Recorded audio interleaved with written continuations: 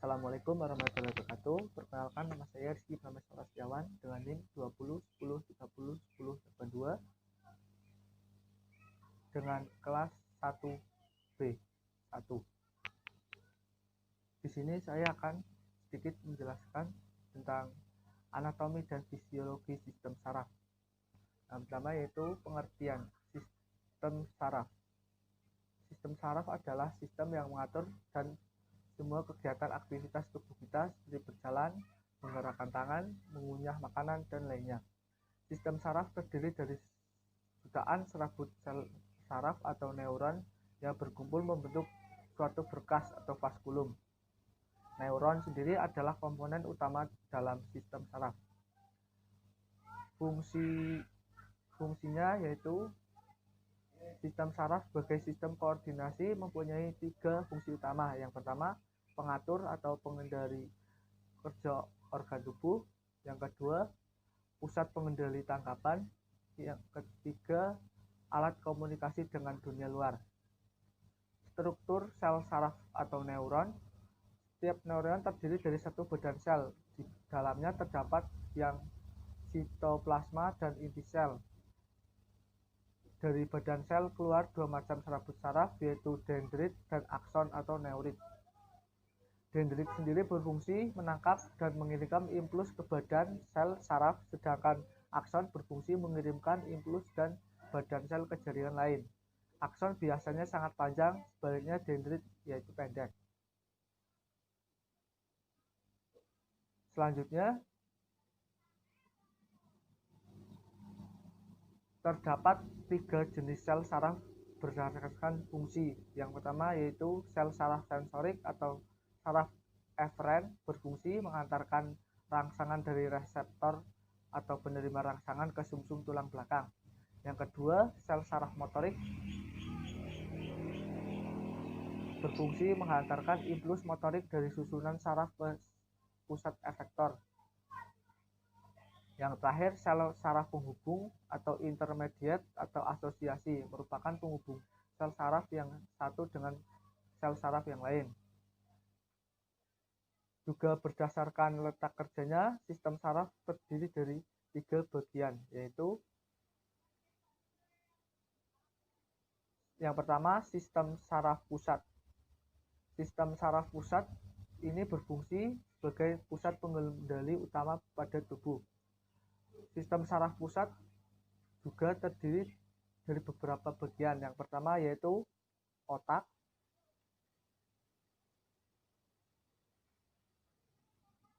dan sumsum tulang belakang. Yang kedua yaitu sistem saraf tepi. Fungsi utama dari sistem saraf tepi adalah menerima rangsangan dan menghantarkan semua respon yang sudah diolah oleh sistem saraf pusat. Sistem ini terdiri dari beberapa fungsi dan bagian, yaitu fungsi sensorik. Bagian ini berfungsi untuk menerima setiap rangsangan atau impuls baik dari luar maupun dalam tubuh. Rangsangan yang diterima berupa cahaya, suhu, bau, suara, dan tekanan. Kemudian yang kedua yaitu fungsi motorik. Bagian motorik berperan untuk memberikan tanggapan atau reaksi tubuh terhadap rangsangan yang sudah diproses oleh sistem saraf pusat. Ketika terkena gangguan, misalnya terkena penyakit saraf motorik, maka tubuh tidak dapat bergerak dengan fungsi normal atau bahkan tidak dapat bergerak sama sekali. Yang ketiga, fungsi somatik. Selain kedua fungsi tersebut, sistem saraf tepi ini juga mengelola respon semua kegiatan yang tidak disadari, seperti respon fight or flight atau sebaliknya. Kemudian ada saraf kranial. Saraf kranial terdiri dari 12 dengan nama dan fungsi yang berbeda-beda. Beberapa saraf terlibat dalam indera khusus seperti indera penglihatan, pendengaran, dan perasa, sedangkan saraf lainnya berperan dalam mengendalikan otot di wajah ataupun mengatur kelenjar. Berikut nama dan fungsi 12 saraf kranial. Yang pertama, saraf olfaktori yang berfungsi membawa rangsangan bau untuk indera penciuman dari hidung ke otak. Kedua, saraf optik yang memiliki peran dalam mengirimkan informasi penglihatan dan retina ke mata. Selanjutnya ada saraf okulomotor yang berfungsi memberikan pasokan saraf ke otot-otot sekitar mata, termasuk otot kelopak mata bagian atas, otot ekstrakular, dan otot pupil. Yang keempat, saraf troklear yang mendalikan otot ublik superior mata, yaitu salah satu otot yang menggerakkan mata dan merupakan otot di luar bola mata atau otot ekstraokular. Saraf troklear yang lumpuh dapat mengakibatkan bola mata rotasi ke arah atas dan sisi luar sehingga menghasilkan pandangan ganda. Selanjutnya ada saraf trigeminal yang berperan dalam mengendalikan sensasi pada bagian area kepala dan wajah dan mengontrol otot-otot rahang yang digunakan untuk mengunyah. Masalah pada saraf kranial kelima ini menyebabkan rasa sakit atau mati rasa di wajah, rahang yang miring ke arah sisi wajah yang terkena, atau bahkan kesulitan untuk mengunyah.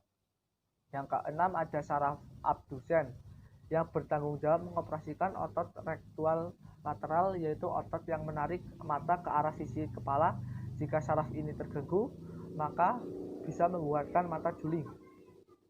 Kemudian ada saraf facialis yang berfungsi mengontrol ekspresi wajah, lidah, dan informasi dari telinga. Terganggunya saraf facialis dapat menyebabkan salah satu sisi wajah terbuai, mulut tidak bisa bersiul, dahi tidak bisa mengerut, mulut miring ke salah satu sisi wajah, dan kelopak mata tidak dapat menutup. Kelumpuhan saraf ini disebut dengan Bell's palsy. Yang ke-8 ada saraf vestibulococlear. Saraf yang ini bertanggung jawab atas indera pendengaran, keseimbangan, dan posisi tubuh. Masalah pada saraf kranial ini dapat mengakibatkan tinnitus atau telinga berdengung, tuli, pusing, vertigo, dan muntah. Kemudian yang ke-9 ada saraf glossopharyngeal. Saraf ini berhubungan dengan tenggorokan dan salah satu kelenjar ludah, yaitu kelenjar pariotis. Mencicipi dan menelan makanan atau minuman bisa sulit dilakukan jika saraf ini bermasalah. Kemudian yang 10 ada saraf vagus.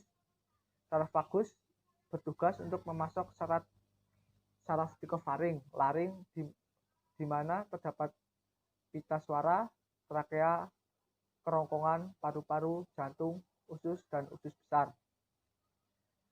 Saraf ini juga bertanggung jawab membawa informasi sensorik dari telinga, lidah, faring, dan laring ke otak. Fungsinya sendiri yaitu saraf vagus yang terganggu akan memengaruhi suara menjadi serak atau parau, hidung dan pita suara, bahkan membuat berbicara dan menelan menjadi sulit. Yang ke-11, saraf aksesori.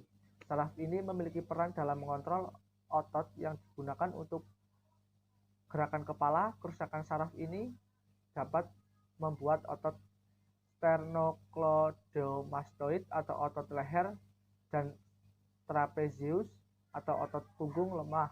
Akibatnya tulang belikat akan menonjol jika bahu dinaikkan atau diangkat karena tulang belikat sendiri tidak dapat terangkat. Yang terakhir ada otot hipoglosal. Pada saraf kranial yang terakhir ini memengaruhi otot-otot di lidah. Kemudian ada saraf spinal. Saraf spinal atau saraf spinalis adalah sistem saraf yang keluar dari sumsum tulang belakang yang merupakan bagian dari sistem saraf pusat manusia. Fungsi dari saraf spinal yaitu bertanggung jawab atas persarafan anggota tubuh, anggota badan, dan kepala, menghubungkan sistem saraf tepi ke otak. Juga terdapat perbedaan antara jalur ascendens dan jalur descendens. Jalur ascendens yaitu mengirimkan sinyal atau impuls dari organ tubuh ke otak,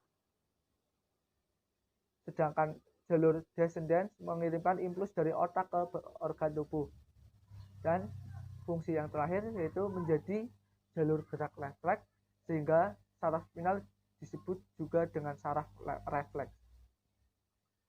Saraf spinal sendiri terdiri dari dari 31 pasang, yaitu 8 saraf serviks atau saraf leher, 12 saraf toraks atau saraf punggung, 5 saraf lumbar atau saraf pinggang, 5 saraf sakrum atau saraf panggul, dan 1 saraf koksis atau saraf ekor. Kemudian sistem saraf autonom. Saraf simpatik. Yang pertama ada saraf simpatik. Saraf simpatik yaitu adalah saraf yang berpangkal pada sumsum tulang belakang di daerah dada dan juga pinggang. Saraf simpatik adalah bagian dari sistem saraf autonom yang cenderung bertindak berlawanan terhadap sistem saraf parasimpatik pada umumnya. Saraf simpatik sendiri berfungsi untuk memacu dan mempercepat kerja organ-organ tubuh manusia, contohnya mempercepat detak jantung dan menyebabkan kontraksi pembuluh darah. Sistem ini mengatur fungsi kelenjar keringat dan merangsang sekresi glukosa dalam hati. Sistem saraf simpatik diaktifkan terutama dalam kondisi stres. Sistem saraf simpatik juga disebut dengan sistem saraf torakolumbar karena saraf preganglion keluar dari tulang belakang torak ke-1 sampai ke-12. Sistem saraf ini berupa 25 pasang ganglion atau simpul saraf yang terdiri dari yang terdapat di sumsum tulang belakang. Fungsi saraf simpatik ada beberapa, seperti mata pada pupil, hati dengan meningkatnya tingkat dan kekuatan kontraksi, paru-paru dengan melebarnya bronchioles melalui sirkulasi adrenalin, pembuluh darah dengan melebar di otot rangka pada hewan, kelenjar keringat dengan mengaktifkan sekresi keringat, saluran pencernaan dengan penghambat peristalis, ginjal dengan meningkatkan renin sekri, testis dengan meningkatkan detumescensi, dan ductus deferens dengan meningkatnya emisi sebelum ejakulasi. Nah, terakhir yaitu saraf parasimpatik. Saraf parasimpatik merupakan saraf yang berpangkal pada sumsum tulang belakang atau medulla oblongata dan dari sakrum yang merupakan saraf preganglion dan postganglion. Sistem saraf ini disebut juga dengan sistem saraf kraniosakral karena saraf preganglion keluar dari daerah otak dan daerah sakral. Fungsi dari saraf simpatik umumnya memperlambat kerja organ tubuh. Susunan saraf parasimpatik juga berupa jaring-jaring yang berhubung-hubungan dengan ganglion yang tersebar di seluruh tubuh. Urat sarafnya menuju ke organ tubuh dan dikuasai oleh susunan parasimpatik. Sistem saraf parasimpatik memiliki fungsi yang berkebalikan dengan fungsi sistem parasimpatik, seperti menyibukkan pupil, stimulasi sekresi air liur, mengurangi denyut jantung, menyempitkan saluran pernafasan, merangsang aktivitas sistem pencernaan, merangsang sekresi empedu, kontraksi kandung kemih, dan melemaskan sektum. Sekian penjelasan dari saya, kurang lebihnya saya mohon maaf. Assalamualaikum warahmatullahi wabarakatuh.